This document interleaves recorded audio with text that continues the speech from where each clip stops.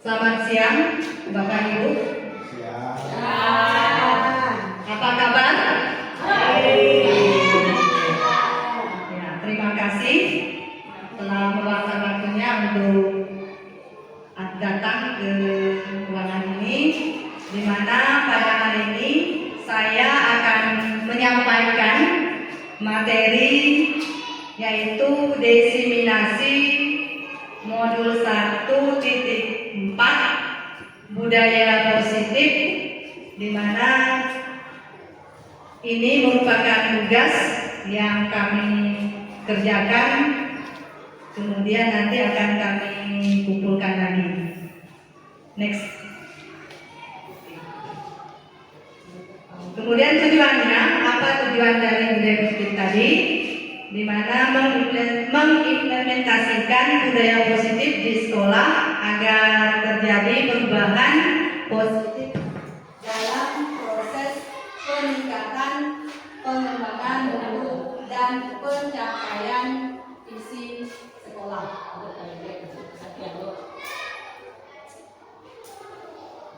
Perangkat diinginkan. Model YouTube sedang mencari perangkat.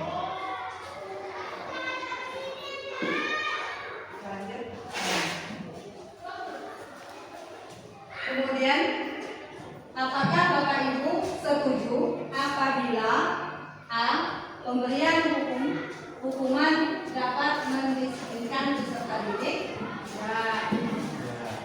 Dan B-nya pemberian reward atau hadiah dapat meningkatkan prestasi peserta didik?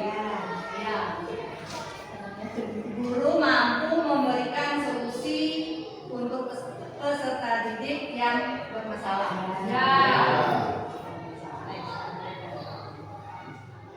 Lalu pembelajaran dengan paradigma baru.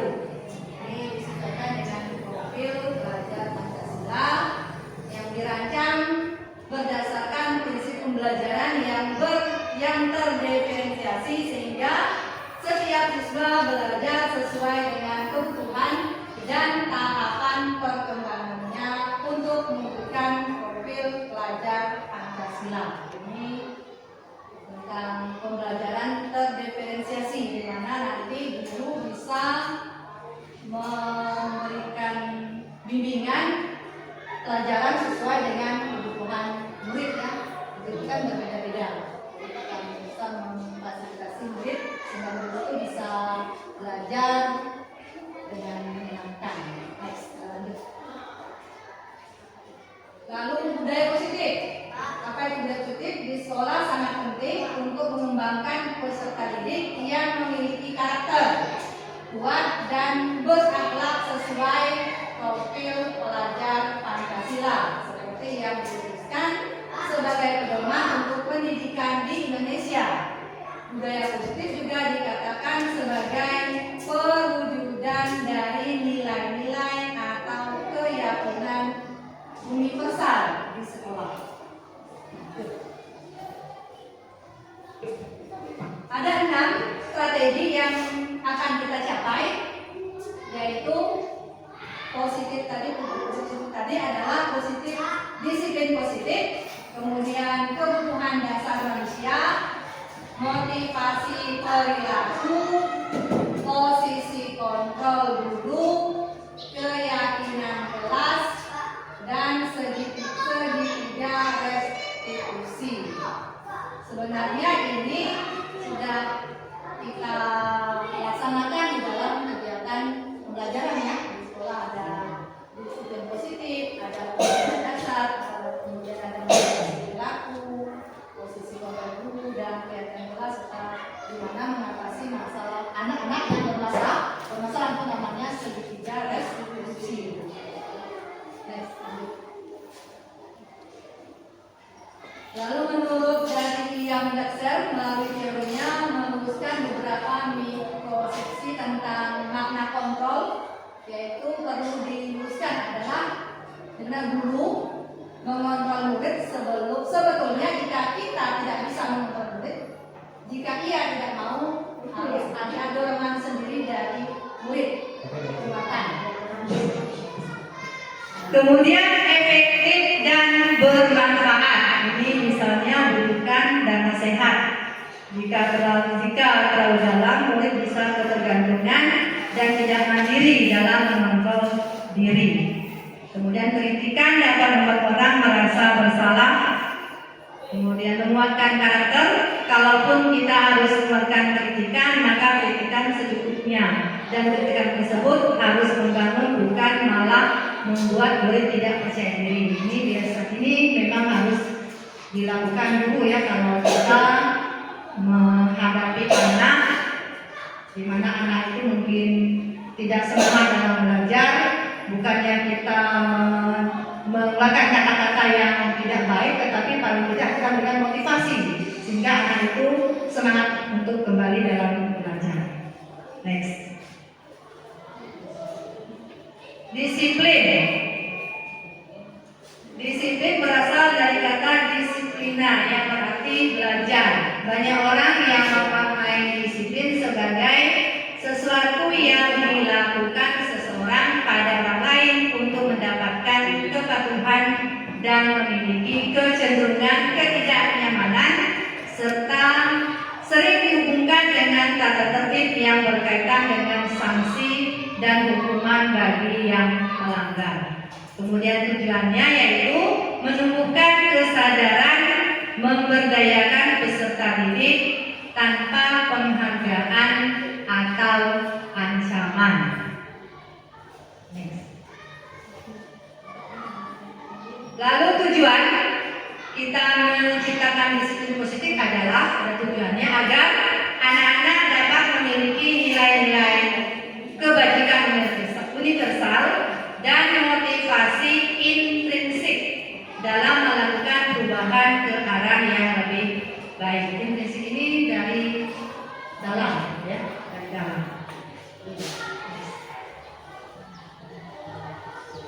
Lalu nilai-nilai kebajikannya, nilai universal mengacu kepada profil pelajar Pancasila. Ada 6: beriman, bertakwa kepada Tuhan Yang Maha Esa dan tak mulia. Kemudian berkebinekaan tunggal, mandiri, yang bersalah kritis, bergotong royong, dan kreatif. Ini yang diharapkan nanti anaknya harus memiliki nilai-nilai seperti ini. Next. Kemudian teori motivasi perilaku manusia. Yang pertama, menghindari ketidaknyamanan atau hukuman. Apa yang akan terjadi apabila saya tidak melakukannya? Ada motivasi eksternal, ya, ada motivasi, ada dua ya, internal itu ada dua, internal dan internal, dari dalam dan dari luar. Ini ada penjelasannya ya. Ini yang eksternalnya menghindari ketidaknyamanan hukuman, dan mendapatkan imbalan, itu eksternal dua-duanya. Kemudian yang internal untuk menghargai diri sendiri. Internal dari dalam.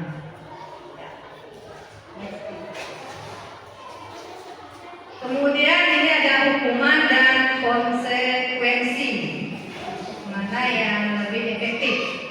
Kalau kita lihat penjelasan dari hukuman adalah tentang mengendalikan seorang anak, merubah pola pikir anak tentang dirinya sendiri dengan memberikan hukuman membuat anak akan merasa bersalah, ataupun sebaliknya anak akan merasa bahwa orang tuanya tidak sayang dengannya.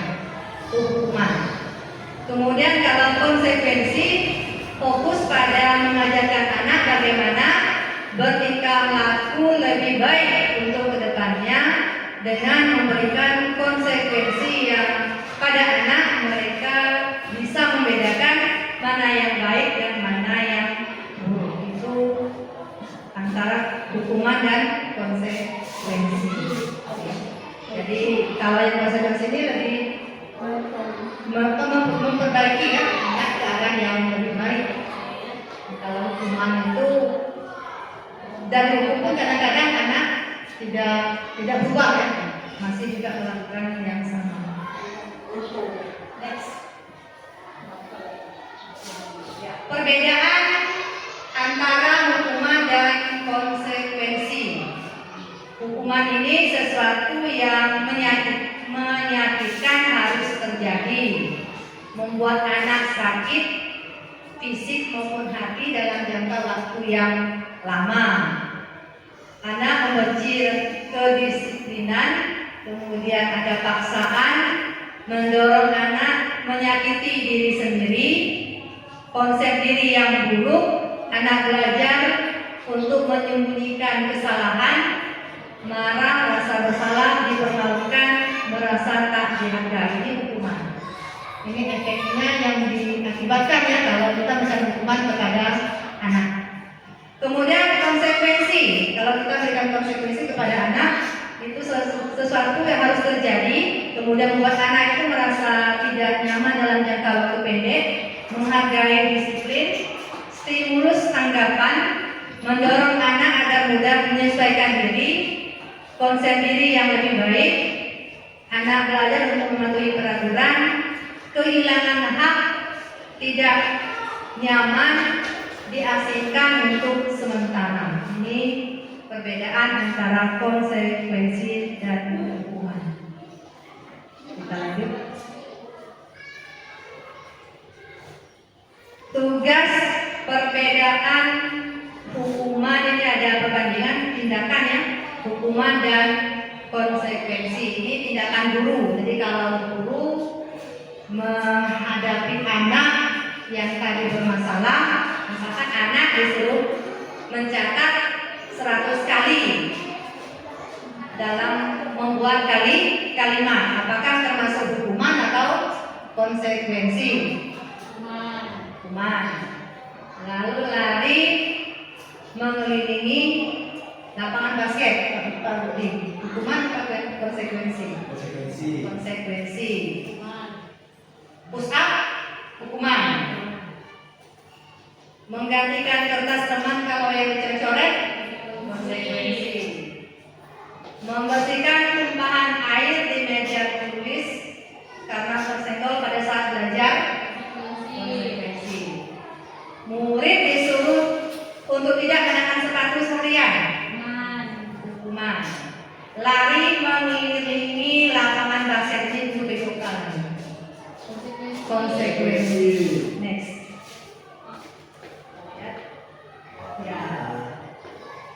Mencatat tadi hukuman, lari mengelilingi lapangan basket 2 kali karena terlambat, ini hukuman. Minta anak push up karena tidak memakai masker, hukuman. Menggantikan kertas teman, itu konsekuensi. Membersihkan juga konsekuensi. Murid tidak mengenakan sepatu, konsekuensi. Lari ini hukuman, bukan hukuman. Yang terakhirnya adalah konsekuensi. Lari mengelilingi lapangan basket karena terlambat 10 menit mengikuti pelajaran program.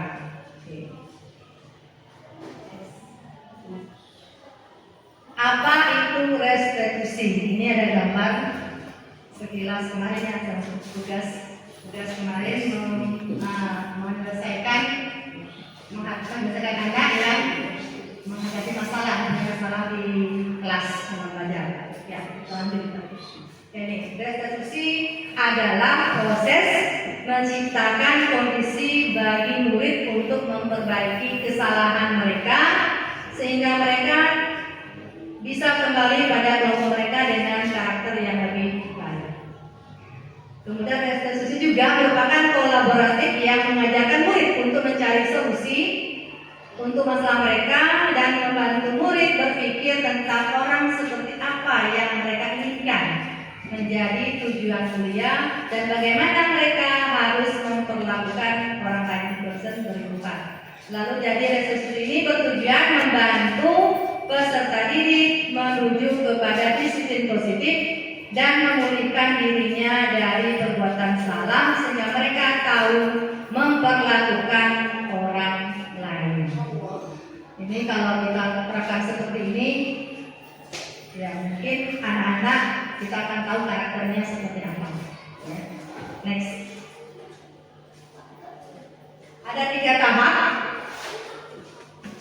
Dari yang pertama menstabilkan identitas. Ini kalau anak yang bermasalah kita akan tanyakan dulu kepada anak kenapa anak tersebut melakukan tindakan yang tadi dia lakukan. Kita tanyakan apa alasannya seperti itu ya. Next. Kemudian validasi tindakan yang salah. Lanjut. Yang terakhir menanyakan keyakinan. Ini langkah-langkah dalam kita menerapkan restitusi tadi. Ketika kita jelas tentang anak yang bermasalah. Ini sudah dilakukan oleh semua guru lah, cuma mungkin kita kadang-kadang tidak tahu apa namanya saja. Saya pun mengalami hal sama ya, awal-awal ternyata ini ya. Ketika kita menyelesaikan masalah, ini namanya seperti ini, ada tahapannya. Jadi kita akan tahu masalah anak itu apa dan bagaimana solusinya.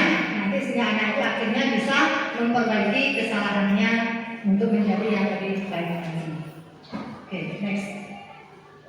Ini ada kasus pertama. Ini ada perbedaan kasus siswa sering tidak mengerjakan tugas rumah. Ini ada hukuman, hukuman, konsekuensi atau restitusi. Guru menghukum kalau misalkan dia mengerjakan PR. Guru menghukum tersebut berdiri di tiang bendera 12 menit lalu marah-marah. Hukuman apa kita konsekuensi? Iya, kan dia guru menghukum. Jadi kalau dia masuk ke dalam hukuman, anak tadi yang kasusnya tidak mengerjakan. Oh, siswa ada tuh. Siswa sering tidak PR, makanya dia masuk hukuman kan konsekuensi atau restitusi. Kalau hukuman kan dulu menghukum siswa tersebut berdiri di bawah tiang bendera selama 12 menit. Guru marah dan siswa takut. Guru memberikan konsekuensi untuk mengerjakan PR setelah jam istirahat. Guru tegas dan siswa menghormati peraturan. Ini konsekuensi. Restitusi menanyakan ke anaknya mengapa tidak bertugas dengan kegiatan kelas ya. Ada masalah kemudian terbuka dan siswa menghormati diri dan orang lain. Next.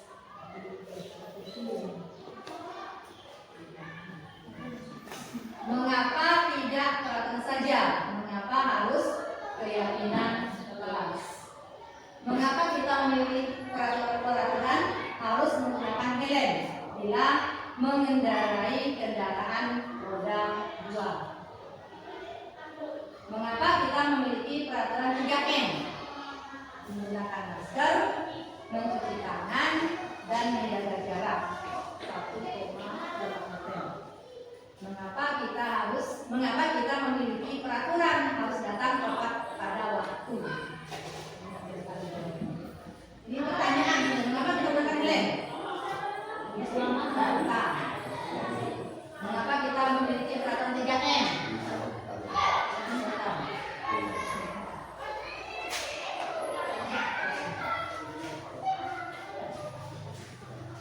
Kegiatan kelas ini dibuat berdasarkan kesepakatan ya kita dengan guru dan sedang mencari perasaan. nanti hasilkan kemudian kalau peraturan ini kan yang dibuat oleh guru sifatnya searah jelaskan arah.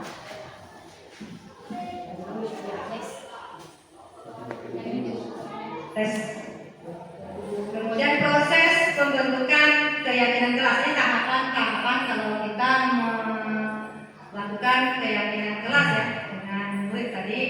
Yang pertama itu mencurahkan ide, kemudian mencatat semua yang masuk, kemudian mengerti kalimat negatif ke positif, kemudian ditinjau ulang, kemudian menyetujui, lalu hasilnya ditempel di dinding kelas. Ini sudah kita laksanakan ya.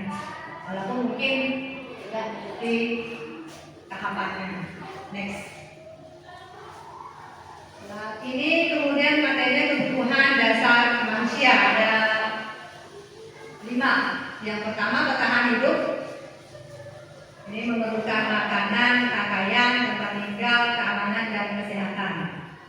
Kemudian kasih sayang dan rasa terima. Rasa diterima, diperdulikan, berbagi, kerjasama menjadi bagian dalam kelompok. Kemudian yang ketiga penguasaan, tentang harga diri, keinginan untuk dianggap memimpin, kemudian berprestasi, diakui dan didengar.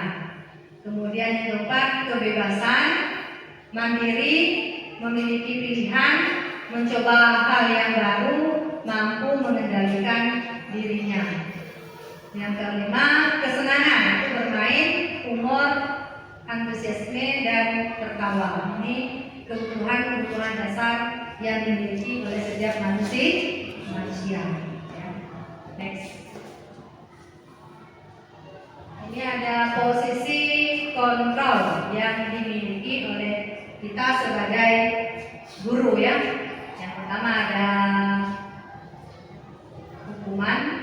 penghukum, ini hukum, kemudian pemantau, membuat rasa bersalah, kemudian teman, manajer. Ini kita bisa berpikir yang arah mana yang lebih banyaknya. Apakah sebagai pemberi hukuman ataukah hanya sebagai pemantau saja, lalu atau membuat rasa bersalah, atau teman, atau yang manajer ya. Berarti bisa melakukan semuanya. Ya, next. Contoh penerapan 5 posisi kontrol. Ini ada contoh kasus. Siswa tidak menggunakan atribut lengkap ketika berbicara hari Senin. Ini ada contoh kasus ketika upacara yang mana yang mungkin kita terapkan. Apakah penghukum, pemantau, teman? Kalau penghukum ini peraturan sekolah, lalu berdiri di depan bawa yang bendera. Pemantau, kamu sudah melanggar peraturan. Apa peraturan kamu apa peraturan dan konsekuensinya? Teman, ayolah berperilaku tertib, buatlah bapak ibu gurumu bangga. Hari ini tidak apa-apa kamu salah. Membuat rasa bersalah. Berapa kali guru harus memberitahu kamu, guru kecewa sama kamu. Manajer, apakah kamu tahu kesalahanmu? Kira-kira bagaimana kamu perbaiki kesalahanmu ini? Yang mana? Manajer. Apa yang kamu tahu kesalahanmu? Kira-kira bagaimana kamu memperbaiki kesalahanmu? Ya, manajer. Next. Ini ada segitiga restitusi. Lanjutin.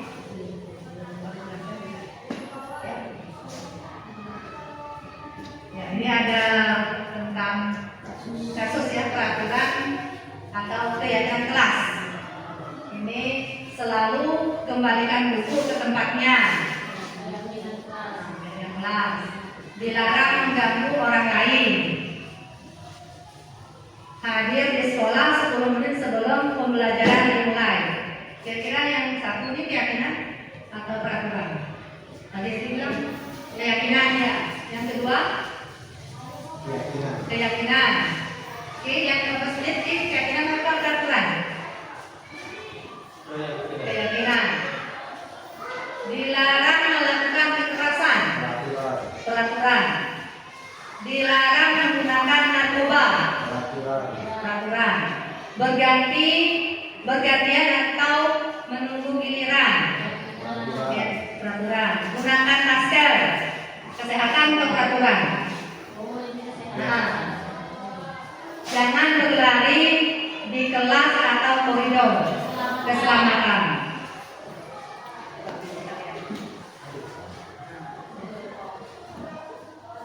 iya, tanggung jawab pokoknya ya, selalu kembali buku ke tempatnya, tanggung jawab.